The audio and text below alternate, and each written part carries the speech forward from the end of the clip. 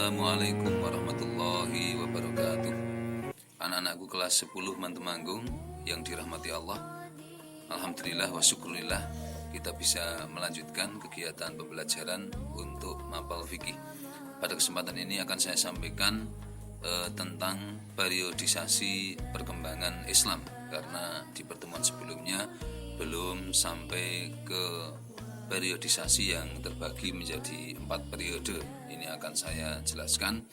Yang pertama, periodisasi pada masa Nabi Muhammad SAW.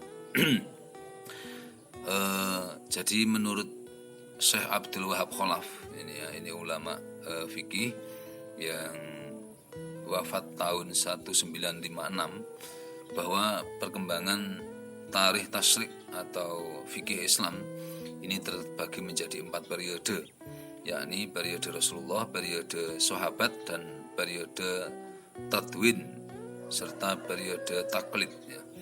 Nah, langsung saja kita mulai dari periode Nabi Muhammad SAW. Pada hakikatnya fikih ini berkembang dan tumbuh pada masa Nabi, karena Nabilah yang mempunyai wewenang atas dasar wahyu untuk mentasrikkan hukum, dan berakhir dengan wafatnya beliau. Pada masa Rasulullah adalah masa fikih Islam yang mulai untuk pertumbuhan, membentuk fikih menjadi atau menjelma ke alam perwujudan. Sumber dasar ada pada masa ini, pada masa Rasulullah, dengan kitab Al-Quran yang diwahyukan oleh Allah kepadanya. Kemudian tentang sunnah Rasul berdasarkan wahyu Allah yang diturunkan kepadanya, ini menjadi pondasi dari syariat Islam. Demikian juga segala perilaku Rasulullah ini selalu dibimbing oleh wahyu dari Allah. Dan semua hukum serta keputusan hukum itu pasti didasarkan kepada wahyu Allah tersebut. Sebagaimana di dalam firman Allah Subhanahu wa taala dalam surah An-Najm ayat 3-4 yang berbunyi, Bismillahirrahmanirrahim, wa ma yantiqu 'anil hawa in huwa illa wahyu yuha. Tidaklah yang diciptakan, yang diucapkan oleh Rasulullah atau kalam Al-Quran itu menurut keinginan dari Rasulullah sendiri, tapi tidak lain bahwa Al-Quran itu adalah wahyu yang diwahyukan oleh Allah kepadanya. Jadi segala yang disampaikan oleh Rasulullah dan yang dilakukan oleh Rasulullah itu memang bimbingan berupa kitab suci, wahyu dari Allah, Al-Quranul Karim. Nah, pada periode ini walaupun usianya tidak panjang, tidak lama, tapi telah meninggalkan athar atau dampak yang sangat kuat dan kesan-kesan yang sangat berpengaruh, sangat signifikan bagi perkembangan hukum Islam dan masa yang kuli, yang bersifat umum, keseluruhan, dan dasar-dasar yang universal untuk dasar penetapan hukum bagi masalah dan peristiwa yang tidak ada nas atau tidak ada dalilnya. Nah, periode Rasulullah ini terbagi ke dalam 2 periode. Ada periode Makkah dan periode Madinah. Untuk periode Makkah atau periode yang pertama ini masa selama Rasulullah menetap dan berkedudukan di Makkah, yakni selama 12 tahun dan beberapa bulan semenjak beliau diangkat menjadi nabi hingga beliau berhijrah ke Madinah. Nah, dalam masa ini umat Islam masih sedikit dan masih lemah, belum dapat membentuk dirinya sebagai suatu umat yang mempunyai kedaulatan dan kekuasaan yang kuat. Nah, Rasulullah mencurahkan pada periode ini ketauhidan atau akidah ke dalam jiwa sahabat-sahabat sahabat-sahabat yang termasuk as-sabiqun al-awwalun, yang masuk Islam untuk bagian pertama atau bagian awal, menjauhkan mereka menyembah berhala menuju penghambaan yang nyata kepada Allah Subhanahu wa taala. Pada masa ini belum banyak hal yang mendorong Rasulullah untuk mengadakan hukum atau undang-undang tentang atau sekarang dikenal dengan fikih itu ya. Tapi dasar-dasar hukum itu sudah diletakkan sebagai pondasi oleh Rasulullah Shallallahu Alaihi Wasallam. Oleh karena itu pada masa itu tidak ada ayat-ayat hukum di dalam surat-surat Makkiyah seperti surat Yunus, surat Ar-Ra'd, surat Yasin, Al-Furqan dan sebagainya. Kebanyakan ayat-ayat Makkiyah ini berisikan hal-hal yang orientasinya pada masalah akidah, masalah akhlak dan sejarah. Kemudian yang kedua periode Madinah. Ini periode kedua dalam pada masa Rasulullah, yakni masa di mana Rasulullah telah berhijrah ke Madinah dan menetap di sana selama 10 tahun sampai beliau wafat. Nah, dalam masa inilah umat Islam berkembang dengan pesat dan pengikutnya terus bertambah. Rasulullah mulai membentuk suatu masyarakat Islam yang berkedaulatan. Karena itulah timbul keperluan untuk membentuk syariat atau peraturan-peraturan bagi umat Islam, bagi masyarakat, guna mengatur hubungan antara anggota masyarakat satu dengan yang lainnya, hubungan mereka dengan umat yang lainnya dalam tatanan kehidupan sehari-hari. Terkait dengan hal itu maka disyariatkan hukum-hukum dalam keseharian, misalnya hukum perkawinan, hukum perceraian atau talak, hukum wasiat, jual beli, sewa, hutang piutang dan semua transaksi. Nah ini pada waktu itu turun wahyu atau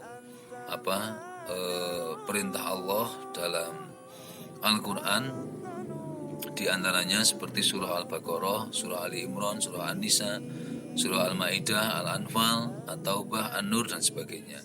Nah ini surat-surat tersebut mengandung ayat-ayat hukum atau ayat-ayat yang menjadi dasar-dasar syariat yang nanti menjadi ilmu fikih. Nah, ayat-ayat, tapi juga masih tetap ada ayat tentang akidah, akhlak dan sejarah karena semua terintegrasi menyatu. Mungkin itu secara garis besar untuk periode Rasulullah terbagi menjadi masa di Makkah dan di Madinah. Yang kedua periode sahabatnya. Periode kedua ini berkembang pada masa wafatnya Nabi dan berakhir sejak Muawiyah bin Abu Sufyan menjabat sebagai khalifah pada tahun 41 Hijriah. Pada periode ini hidup sahabat-sahabat Nabi yang terkemuka yang mengibarkan bendera untuk dakwah Islam.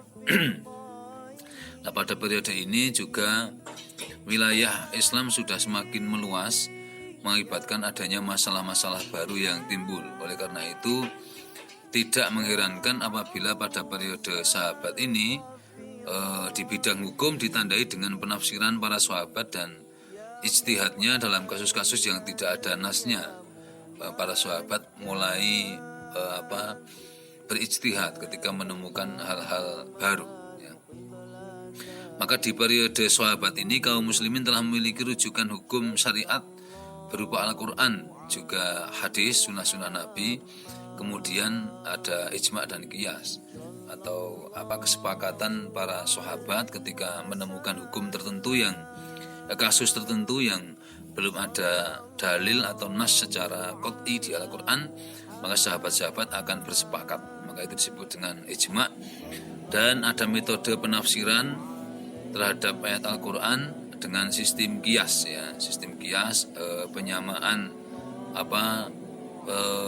alasan, kemudian pendekatan metodologis untuk menyikapi kasus yang berkembang dan merujuk pada Al-Quran dan hadis. Nah ini metode qiyas. Nah kemudian para sahabat memberi fatwa dalam berbagai masalah terhadap kejadian yang ada ya, dan menjadi dasar para sahabat dalam berijtihad.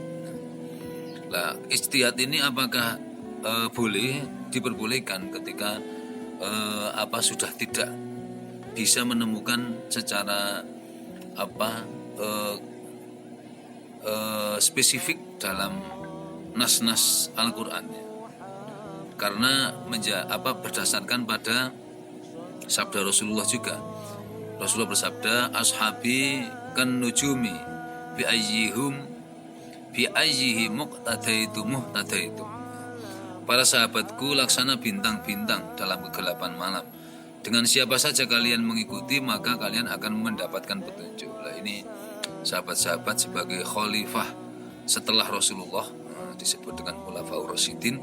Ini memang sudah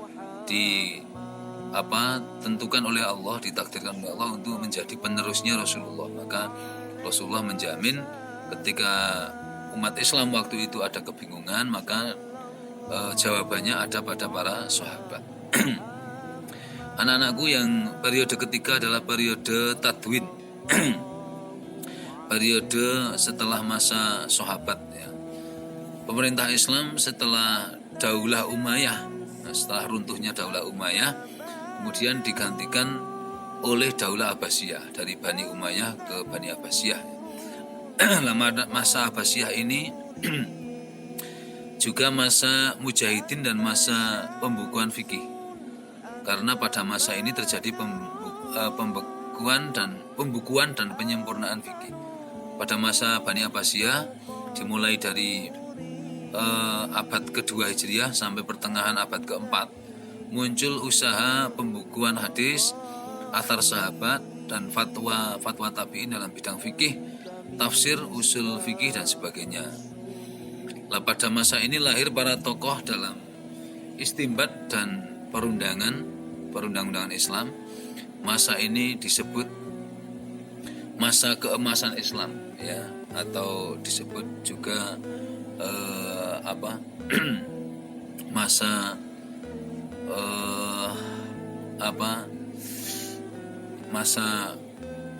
pencerahan, masa kejayaan, ya. Ini ditandai dengan berkembangnya ilmu pengetahuan yang pengaruhnya dapat dirasakan di seantero negara, seantero dunia, ya, dan bahkan masih kita rasakan sampai sekarang. Khusus dalam ilmu fikih pada masa Bani Abbasiyah inilah muncul para ulama-ulama fikih yang akhirnya menjadi imam-imam mazhab. Nah, ini ada 4 imam yang masyhur. Yang pertama Imam Abu Hanifah. Imam Abu Hanifah ini nama beliau adalah bernama Nu'man bin Sabit bin Zuta bin Mahan At-Taimi, tapi lebih dikenal dengan nama Abu Hanifah. Ini seorang mujtahid dan pendiri mazhab Hanafi. Beliau seorang tabi'in, pengikut sahabat, yakni generasi setelah sahabat Nabi, ya. Karena pernah bertemu dengan salah seorang sahabat yang bernama Anas bin Malik dan beberapa peserta perang Badar yang dimuliakan oleh Allah, yang menjadi generasi terbaik dalam Islam. Ini Imam Hanafi pernah ketemu, sehingga dikategorikan beliau termasuk masa tabi'in atau generasi tabi'in. Salah satu guru Imam Hanafi adalah dalam bidang ilmu fikih adalah Syekh Muhammad bin Abi Sulaiman. Ini beliau berguru kepada Syekh Muhammad selama 18 tahun. Ketika sang guru wafat, Imam Abu Hanifah menggantikan posisi gurunya sebagai guru besar. Nah, Imam Abu Hanifah memiliki banyak murid, dan yang paling terkenal dan giat dalam membukukan apa yang disampaikan oleh Imam Hanafi adalah Syekh Abu Yusuf. Nah, dari Syekh Abu Yusuf inilah mazhab Hanafi terus berkembang sampai sekarang. Itu yang pertama, Imam Abu Hanifah. Yang kedua Imam Malik, yang bernama Malik bin Anas bin Malik bin Amr al-Humyari al-Ashabi al-Asbahi al-Madani. Lahir di Madinah, wafat tahun 800 Masehi, ya. Beliau terkenal dengan kecerdasan yang luar biasa, memiliki karya yang sangat terkenal, yakni Kitab Al-Muwatta. kitab yang memuat kompilasi hadis dan ucapan para sahabat. Beliau juga salah satu mujtahid mutlak, pendiri mazhab Maliki. Ya, itu Imam Malik yang dalam perkembangannya banyak digunakan di daerah Madinah dan sebagian Mekah. Di antara guru Imam Malik adalah Nafi bin Abi Nuaim, Nafi al-Mukbiri, dan yang lainnya. Itu silahkan kalian baca dan perluas referensi untuk membaca biografi Imam Malik. Kemudian murid beliau yang diantaranya adalah Imam Ibnul Mubarak, penerus dan pengembang dari mazhab Malikiyah, Sufyan Ats-Tsauri, juga Imam Syafi'i, pendiri mazhab Syafi'iyah, juga ada Abu Huzaifah As-Sahmi dan lain-lain. Itu imam mazhab yang menjadi penentu perkembangan ilmu fikih pada masa Bani Abbasiyah. Yang kedua Imam Malik, ya. Yang ketiga Imam Syafi'i. Beliau bernama asli Abu Abdillah Muhammad bin Idris As-Syafi'i Al-Muttalibi Al-Quraisy. Dia seorang mufti besar Sunni Islam dan pendiri mazhab Syafi'i. Lahir di Palestina tahun 767 Masehi dan wafat di Mesir tahun 819 Masehi. Beliau tergolong kerabat Nabi dari jalur kakeknya yang bernama Al-Muttalib, yakni saudara dari Hasim yang merupakan kakek Rasulullah. Dalam perjalanan ini kalau kita melihat usia Imam Syafi'i ini, ya, 767 819 dikurangi 767 ini, saya pernah dengar Imam Syafi'i itu usianya hanya 25 tahun pada masa hidupnya. 819 dikurangi 767, kita hitung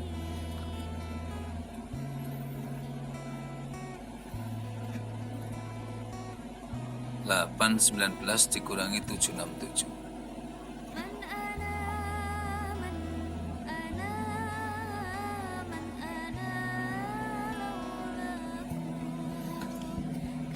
Oh, ini 52 tahun ya Imam Syafi'i ini usianya. Kalau melihat di tahun lahir dan tahun wafatnya ini. Kemudian Imam Ahmad bin Hambal ini yang sebelum ke sana tadi belum saya teruskan. Imam Syafi'i ini beliau meninggal 2 tahun dalam perjalanan hidupnya setelah ayah beliau meninggal, dan 2 tahun kelahirannya ibu membawanya ke Makkah. Maksudnya Imam Syafi'i ditinggal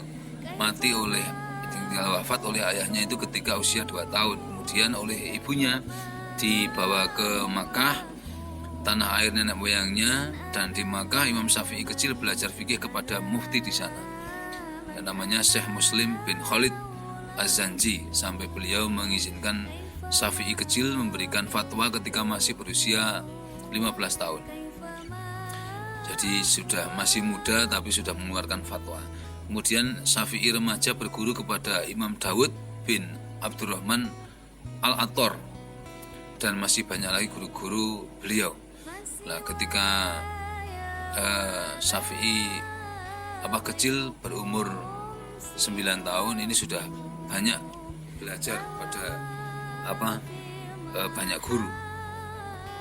Kemudian ia pergi ke Madinah. Ada juga riwayat yang menyebutkan Imam Syafi'i ketika usia antara 8 sampai 9 tahun sudah hafal Al-Qur'an. Mungkin ini dan hari ini Imam Syafi'i ini kalau di Indonesia mazhabnya paling diikuti oleh mayoritas umat Islam di Indonesia, ya. Karena Imam Syafi'i terkenal sebagai imam mazhab yang ikhtiyat, paling berhati-hati dalam menetapkan hukum. Yang terakhir adalah Imam Ahmad bin Hambal. Ahmad bin Hambal lahir di Baghdad pada bulan Rabiul Awal ini 164 Hijriah. Nah, pada nasabnya ia bernama Ahmad bin Muhammad bin Hambal bin Hilal dari kalangan Bani Saibat. salah satu kabilah di Arab. Nah, nama Ahmad bin Hambal ini didasarkan pada kakeknya, sebagaimana dicatat Az-Zahabi dalam kitab Syiar A'lam An-Nubala. Ayahnya adalah seorang pemimpin militer di Khurasan. Ini selebihnya nanti kalian baca karena agak panjang ya. Intinya bahwa yang keempat itu dalam masa tadwin ini imam mazhabnya adalah Imam Ahmad bin Hambal. Nah, Imam Ahmad bin Hambal ini pernah juga belajar kepada Imam Syafi'i ya. Berarti Imam Ahmad bin Hambal ini muridnya Imam Syafi'i. Tapi tadi di deskripsi tentang Imam Syafi'i nggak dijelaskan. Imam Syafi'i juga pernah berguru kepada Imam Malik. Nah, di sini ada keterangan guru-guru Imam Ahmad bin Hambal, ada Syekh Abu Yusuf, kemudian ini Abu Yusuf itu muridnya Abu Hanifah, sehingga Imam Ahmad bin Hambal secara keilmuan masih ada hubungan dengan Imam Hanafi. Kemudian Abdur Razak, kemudian juga Imam Syafi'i. Berarti Imam Hambali berguru kepada Imam Syafi'i. Nah, ketika Imam Syafi'i tinggal di Baghdad, Imam Hambali rajin mengikuti kajian Imam Syafi'i.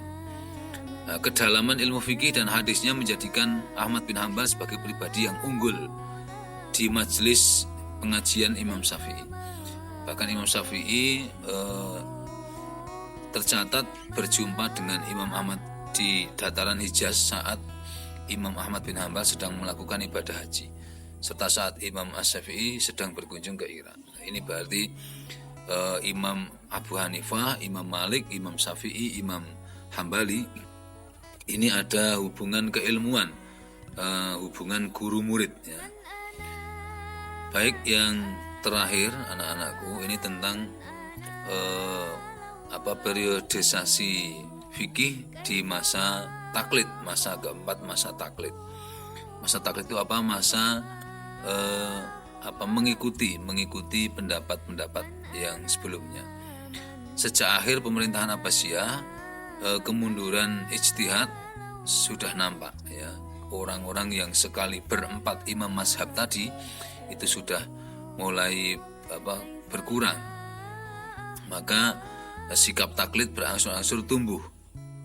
Taklid berarti mengikuti mazhab yang sebelumnya, misalnya mengikuti Imam Ahmad bin Hambal, mengikuti Imam Syafi'i, atau mengikuti pendapat imam yang lain, itu berarti bertaklid. Ini dijelaskan, yang dimaksud masa taklid adalah masa ketika semangat para ulama untuk melakukan ijtihad mutlak, itu ijtihad yang sudah absah, tidak diragukan, itu mulai lemah. Mereka kembali kepada dasar tasrik yang asasi dalam istinbat hukum dari Al-Quran dan Sunnah. Nah, ini kenapa pada masa itu hanya meneruskan pendapat imam sebelumnya yang menjadi penyebab taklid, karena secara umum taklid ini disebabkan oleh keterbelengguan akal pikiran sebagai akibat hilangnya kebebasan berpikir. Karena waktu itu memang setelah Bani Abbasiyah situasi berubah, kekuasaan pengetahuan politik dikuasai oleh Eropa ya, sehingga umat Islam waktu itu memang tidak dalam masa keemasan, banyak yang dalam pengetahuan, dalam berpikir mengalami kalau di sini bahasanya belenggu. Nah, sikap taklid ini disebabkan oleh para ulama saat itu yang kehilangan kepercayaan diri untuk berijtihad secara mandiri, maka mengikuti mazhab yang sebelumnya, ikut Imam Syafi'i, ikut Imam Malik, ikut Imam Abu Hanifah dan Imam Ahmad bin Hambal. Sehingga sampai hari ini pun ketika kita mengkaji ilmu fikih ya rujukannya 4 imam mazhab itu. Yang berikutnya, aktivitas ulama di masa taklid. Nah, pada masa taklid ini disebut juga masa para fuqaha mempropagandakan mazhab dan aliran mereka masing-masing. Yang Syafi'iyah, mereka menyebarkan faham Syafi'iyah, yang Hanafiyah menyebarkan faham Hanafiyah, yang pengikut Imam Hambali juga menyebarkan faham-faham Imam Hambali. Mereka rajin juga menulis kitab yang menjelaskan keistimewaan imam mereka masing-masing dan memberi fatwa pula bahwa orang yang bertaklid atau disebut muqallid tidak boleh menggabungkan antar mazhab. Ya, kalau ikut Imam Syafi'i ya Imam Syafi'i, kalau ikut Imam Abu Hanifah ya Imam Abu Hanifah dan sebagainya. Nah, pada masa ini kitab-kitab para ulama mazhab dapat dikategorikan kepada 3 kelompok, yaitu matan, syarah, dan hasyiah. Matan adalah kumpulan masalah-masalah pokok yang disusun dengan bahasa yang sederhana dan mudah. Nah, ini pendapat imamnya dikumpulkan menjadi kitab ya, sebuah kitab. Ini karena hanya mengumpulkan maka disebut kitab matan. Yang kedua syarah, merupakan komentar atau penjelasan dari kitab matan tadi. Kitab matan dijelaskan, disarahi ya, agar lebih terperinci. Yang ketiga hasyiah adalah komentar dari syarah yang dirasa masih perlu dijabarkan. Jadi dinamis ya, dinamis, ilmu fikih dinamis dari ilmu-ilmu dari kitab-kitab induk para imam mazhab, kemudian ditulis ulang ya, dikumpulkan yang masih tersebar. Setelah dikumpulkan, dijelaskan, disarahi. Setelah ada situasi yang berkembang, dari syarah itu masih ada di penjabaran lagi, atau disebut dengan istilah hasyiah. Anak-anakku, mungkin ini khusus untuk penjelasan periodisasi fikih, periodisasi fikih, karena memang butuh penjelasan khusus ya. Kemarin ketika saya jelaskan di pertemuan pertama belum cukup waktunya. Terima kasih anak-anakku, selamat belajar, tetap rajin membaca, perluas hasanah pengetahuan kalian dengan tetap semangat belajar. Terima kasih, semoga kalian senantiasa sehat walafiat dan selalu bahagia. Wallahul muwaffiq ila aqwamit thoriq. Wassalamualaikum warahmatullahi wabarakatuh.